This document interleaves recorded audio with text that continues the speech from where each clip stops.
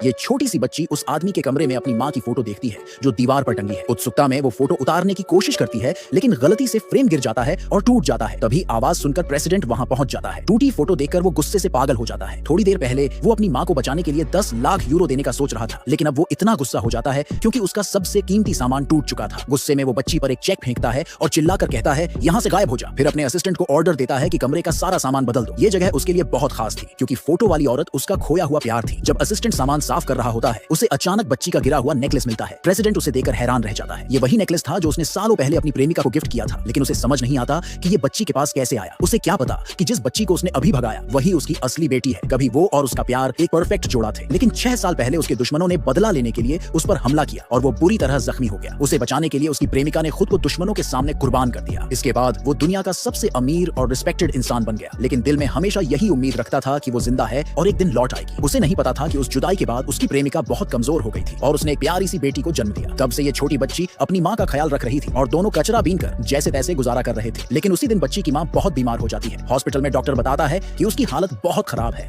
और तुरंत ऑपरेशन करना पड़ेगा, जिसकी कीमत 10 लाख यूरो है। इतना पैसा बच्ची के लिए नामुमकिन था। तभी संयोग से प्रेसिडेंट उसी हॉस्पिटल के सामने से गुजर रहा होता है। डॉक्टर, जो प्रेसिडेंट की दानवीर इमेज से वाकिफ था, बच्ची को सलाह देता है कि वो उससे मदद मांगे। बच्ची दौड़कर प्रेसिडेंट की कार के पास जाती है और अपनी माँ को बचाने की गुहार लगाती है। उसे देखते ही प्रेसिडेंट चौंक जाता है क्योंकि बच्ची का चेहरा उसकी खोई हुई प्रेमिका से मिलता जुलता था। भावुक होकर वो अपने असिस्टेंट को कहता है कि बच्ची को घर ले जाओ, उसे साफ कपड़े दो और उसकी माँ के इलाज की तैयारी करो। पहले बच्ची विला में कदम रखने से हिचकती है, लेकिन प्रेसिडेंट उसे प्यार से अंदर ले जाता है। गवर्नेंस उसे एक कमरे में ले जाती है जहाँ कपड़े बदलते वक्त बच्ची अपनी माँ की फोटो देख लेती है और यहीं से वो सीन शुरू होता है। तभी प्रेसिडेंट को अपने असिस्टेंट का कॉल आता है। उसने उसकी पत्नी के बारे में पता लगा लिया था और कंफर्म करता है कि उसने एक बेटी को भी जन्म दिया था। दोनों उसी हॉस्पिटल में इलाज के लिए हैं। ये सुनकर प्रेसिडेंट सन्न रह जाता है। उसे एहसास होता है कि उसने अपनी ही बेटी को घर से निकाल दिया। बिना वक्त गंवाए वो तुरंत हॉस्पिटल जाने का फैसला करता है ताकि अपनी पत्नी और बेटी से मिल सके। हॉस्पिटल में बच्ची अभी भी चेक लिए खड़ी होती है। तभी उसका अंकल और आंटी आ जाते हैं। वो चेक छीनकर उसे कैसीनो में उड़ाने की सोचते हैं। खींचतान में चेक फट जाता है। गुस्से में अंकल झाड़ू उठाकर बच्ची को मारने लगता है। उसकी पत्नी तो कह देती है कि बच्ची को बेचकर अपना कर्जा चुकाएंगे। बच्ची रोती है, उनसे रहम की भीख मांगती है, लेकिन कोई फायदा नहीं। तभी उसकी माँ अंकल का हाथ काट देती है ताकि अपनी बेटी को बचा सके, लेकिन इससे अंकल और भड़क जाता है। वो कुर्सी उठाकर उसे मारने ही वाला होता है कि तभी प्रेसिडेंट सही वक्त पर पहुंच जाता है।